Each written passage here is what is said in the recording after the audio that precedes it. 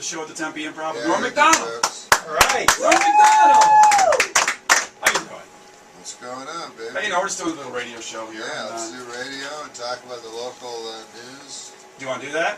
Yeah, I see Tigers in the news. I'm just looking at the TV. Is he real local? No, what's local? You tell me the local news. I'll tell you the local news. A guy from Tempe, from ASU, won Big Brother 12.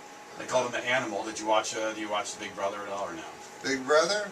I watched the first 9 seasons were excellent. And then I felt it slipped. Yeah. It's slipping. I feel it's slipping. Yeah. What happened? There's a Barry. The year Barry won was. You know the guy's name? Yeah, you remember Barry. No, I don't. I don't even remember who won the Super Bowl 4 years ago. But I see these reality shows and they go, next, tonight, watch what happens when Harry tries to get across the rope. I'd rather watch a real sport where I know the rules. And they go, the guy was a good player, you got to give that to him. Like there was a game. Because he was good because he'd lie behind other people's back and then they'd figure he turned out he didn't like him in the first place. So they found that out come voting day. I have Lou Diamond Phillips here for you today, by the way, or the kid from Independence Day. Lou Diamond Phillips. Yeah, hippie down. Lou Diamond Phillips lost a lady to another lady. Remember that story? That's right. He did. His wife left him for a woman.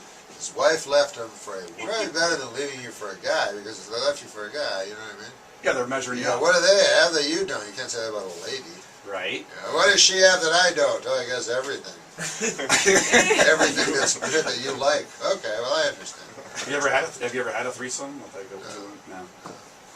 All those years on SNL and everything. I've had a twosome.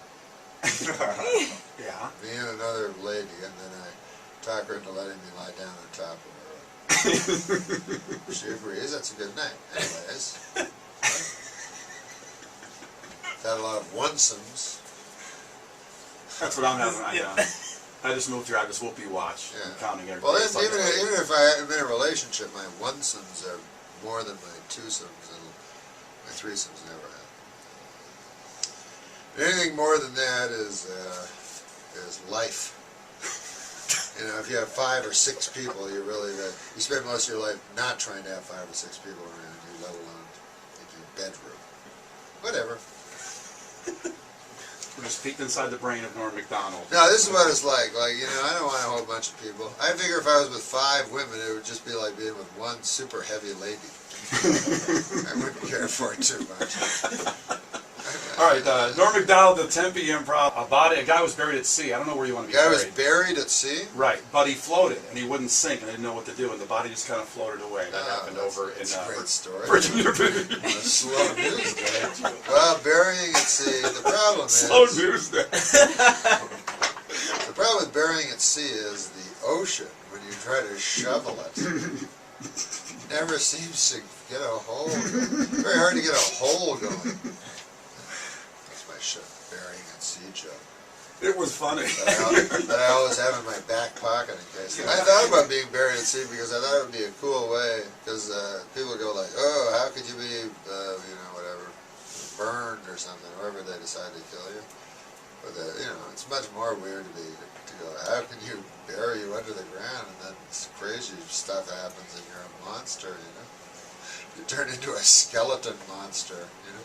So, but I was thinking of burial at sea because they throw you over and then a whole bunch of sharks all attack you and eat you. But you don't care because you're dead. Right.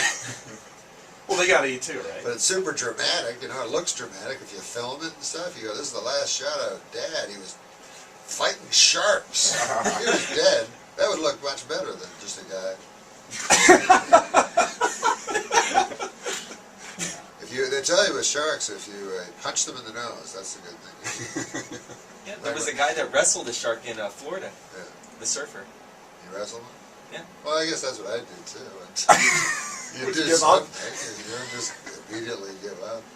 You probably wrestled them unsuccessfully until you got them in a headlock and realized their razor sharp teeth is what you were headlocking. It's the other face. Here's the thing they tell you on these, like they'll say, if you're in if a bear comes at you, pretend, don't be scared, just pretend to be dead, lie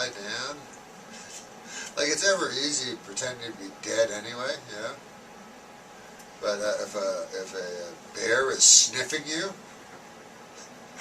a hungry bear, you're supposed to be such a method actor that you can pretend to be sleeping or dead, relaxed. So of course you'd be shivering and shaking and defecating. Better sense that. There's always on the brighter side, you'll never see a bear ever. That's always the good ending of that story. With a shark. I think that's not true though. Every time you always hear a bear like running in the city and like attacking people. So what if that happens? You never hear that story. Now listen, every city has its bear problem. All right, what are we going to do about this bear problem? Enough is enough. I heard you outside saying something about you had to be hypnotized to quit smoking. You still smoke?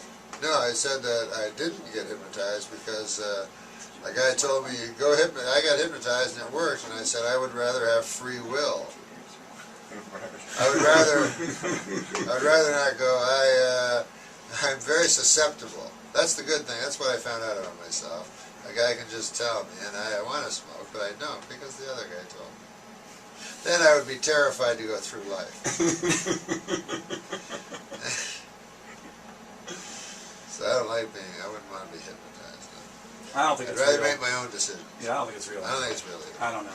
And I was mentioning that when I was young, I saw Ravine the Impossibilist, who made people, one person think he was a chicken, another person think he spoke Martian. Anyway, so I saw the guy afterwards, and he was the chicken. I remember because I was in the audience with my brother. I was 14. He was running around. He was pecking.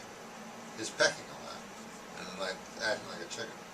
So I saw him after the show, and we were in the parking lot, and I said, hey, that's that guy from my brother, you know? So I said to the guy, I go, what did it feel like being a chicken? Like the guy hypnotized you into being a chicken. And he goes, it was cool. And then I'm thinking about it, I was like, if it was real, you go, hey, how's that, man? But when you thought you were a chicken, you go, I don't know, I thought it was a chicken. I gotta go home, think about this. And then he would go into therapy, obviously. Because he had had a psychotic break from the world for 10 minutes when he was convinced he was a chicken. You'd start thinking about everything differently immediately. You wouldn't go, that was cool. Oh yeah. Norm Macdonald. Thanks. Thank you, Norm, for stopping by the Tempe Improv. That was fun, man.